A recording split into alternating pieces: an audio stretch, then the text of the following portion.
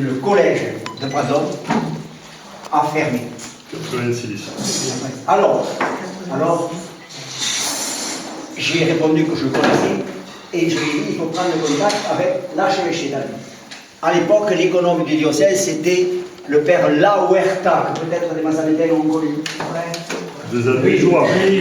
La Huerta était originaire de Mazanetels et il avait sa famille de les magasins de matériel électrique en face de l'église de Notre-Dame. Et ensuite, il a été à Sainte-Cécile. Alors, j'ai choisi mon père La Huerta et je n'ai rien fait par la suite, mais l'archevêché qui se trouvait avec Pradon sur les bras était content d'avoir une proposition d'utilisation chrétienne de Pradon. Alors, donc, le père Daniel Ange est venu à Albi. Il est parti en voiture avec le père La Huerta d'Albi au mois de février. Il est arrivé à Palois, il y avait une neige épouvantable. Mais ça m'a encouragé, en se disant, là, j'aurais déjà lu qui se rendent dans la journée. Et le magasin lumière avait fonctionné pendant 3 ans dans les locaux d'une colonie de vacances qui était dans la région du diocèse de Digne, je ne me souviens plus le nom, Foncaude. Donc ils sont arrivés ici à partir de septembre de 1987. Il y a eu d'autres 3 ans, il y a eu d'autres projets en peu de temps. Bon, en tout cas, ils sont arrivés ici, à Paris. Bon. Ben, il y a 27 ans. Et ils ont fait d'assez gros travaux, grâce à des financements que le père Daniel Ange a eu chez les gens qu'il connaissait, en particulier en Belgique. Vous voyez, c'était une immense ouverture dans les anciens de Pradon. Dans notre temps, c'était pas comme ça. Et ils ont aménagé tout le premier et le second étage ici, avec des chambres individuelles, des toilettes pour les filles, qui sont dans ce bâtiment ici. Et les garçons étant dans le petit dortoir et dans l'autre aile. Et puis, quelques autres travaux, Jean-Louis devait en dire beaucoup plus que moi sur tous les travaux qui ont été faits à ce niveau.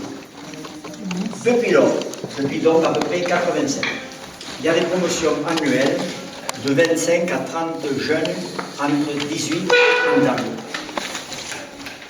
qui viennent pour un tiers ou la moitié de France, un tiers ou la moitié de partout dans le monde. Je crois qu'il y a eu 53 pays. 55. Hein 55. Oui, représentés ici. Alors, chaque année, il y a des Européens de l'Est, Ukraine, Russie, Pologne, Tchéquie.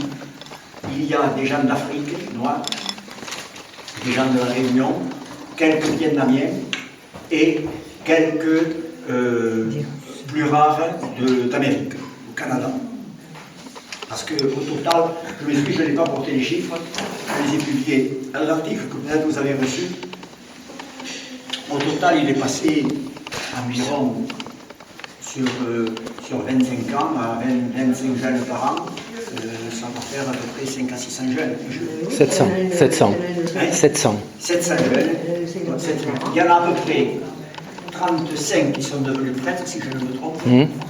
À peu près le même nombre dans la vie religieuse et plus d'autres qui sont dans des formes de vie consacrée beaucoup moins connues et d'autres qui se sont heureusement mariés pour que dans 20 ans ici, il y ait des enfants. Pour que dans 25 ans, il y en ait qui viennent ici. Voilà. Alors, l'esprit de la formation JL, si je ne me trompe, c'est d'abord, il y a une vie communautaire. Et je crois que c'est très important pour des jeunes de ne pas se sentir isolés dans la foi. Avoir des copains, copines qui sont croyants. Entre parenthèses, il y a en gros 2 tiers de filles et 1 tiers de garçons. Avoir des copains, copines qui sont croyants, qui sont vigoureusement croyants, avec qui on peut parler de sa foi. Si bien qu'ils sont divisés ici en fraternité, en groupe de 6 ou 7, dans lequel il y a autant que possible un partage. Il y a aussi des difficultés. Hein. Si je vous disais qu'il n'y avait aucune difficulté, vous direz j'ai eu un coup de soleil. Hein. Bon, ils ont des difficultés d'entente, bien sûr, mais grosso modo, ils vivent ensemble et ils vivent avec un projet qu'ils appellent le célibat d'amour. Et pendant qu'ils sont là, par exemple, de pas y avoir de fleurs. Voilà, grosso modo. Et je crois que ça va à peu près bien. Alors, donc, une vie de communauté, avec une vie de prière. Ils ont tous les jours la messe, plusieurs offices du type, je prends les mots d'un calca, l'aude, si vous voulez, être le soir, les temps d'adoration dans la journée. Ça, c'est le côté prière. Et le troisième côté, c'est un côté formation qui se passe avec des enseignements.